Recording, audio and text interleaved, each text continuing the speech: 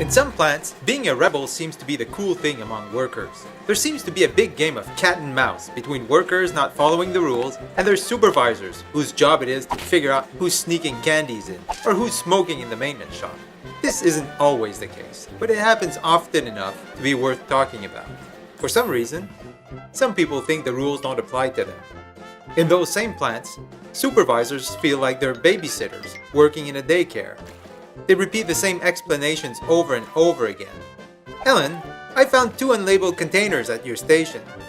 If we don't know what's in there, there's no way we can know what to do with them. Bob, can you please put your hairnet on properly? There's hair sticking out of it. Nobody wants to be eating your hair. You get the idea. Supervisors think, why don't they just understand? Why do I always have to keep checking up on everybody? The worst part of it all is that it's never complicated stuff. What supervisors want is a workforce that understands the importance of following the rules and is mature enough to police itself. GMPs should be non-issue. They should be so natural, we don't have to talk about them. Most people want to do the right thing and to be valued in their workplace. They would be happy to contribute to a better work environment. People like when their input is taken seriously, especially when something happens and they're able to point out opportunities. Finally, they like to be recognized when they do good deeds. They like to be taken care of. It's easy to see how aspirations of the two groups can meet. What we need is a bridge to take us from where we are to where we want to be. There isn't a magic answer, but here's a useful idea that can serve as a starting point. The idea is cybernetics. Even though it sounds like something out of the Terminator movie, it has nothing to do with robots taking over the world. Cybernetics is the study of self-regulating systems. It's the study of how stable states are maintained.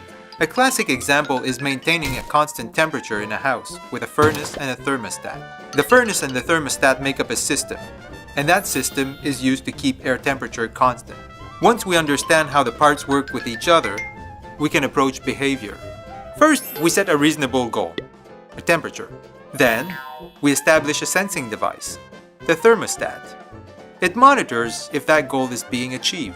When it senses the system is getting away from the desired goal, the thermostat sends a message to a regulatory device, the furnace, which then takes a corrective action that reestablishes the balance in order to meet our goal. There are a few things to notice here. The corrective action requires a direct impact on the desired condition. In the case of a heat-regulating system, tying the thermostat to a water pump wouldn't be effective. We need to use a furnace. Also, the corrective action has to be proportional to the needs of the system. You don't want too much or too little. If we look at GMPs, the underlying goal is to prevent product contamination.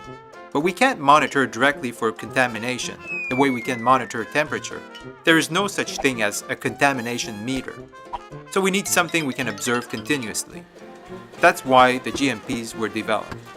If we follow the rules consistently, we reduce the risk of contamination.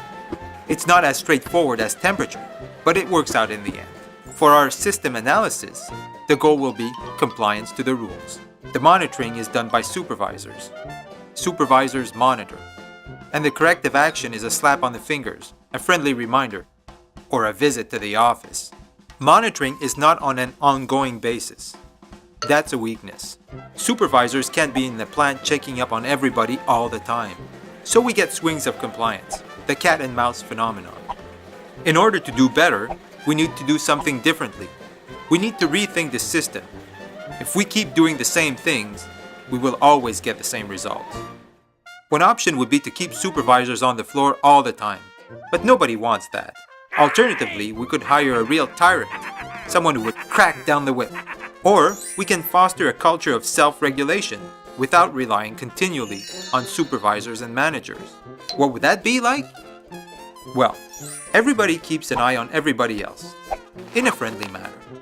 If you see something, you assume the other wants to do well and didn't notice. There's no need of big speeches or making anybody feel bad. If someone doesn't want to play the game, leave them alone. Eventually, they'll run into trouble, and they'll get what's coming to them. So here's the bottom line. If everyone works together, small problems never get a chance to become big ones. And that will make everybody happy.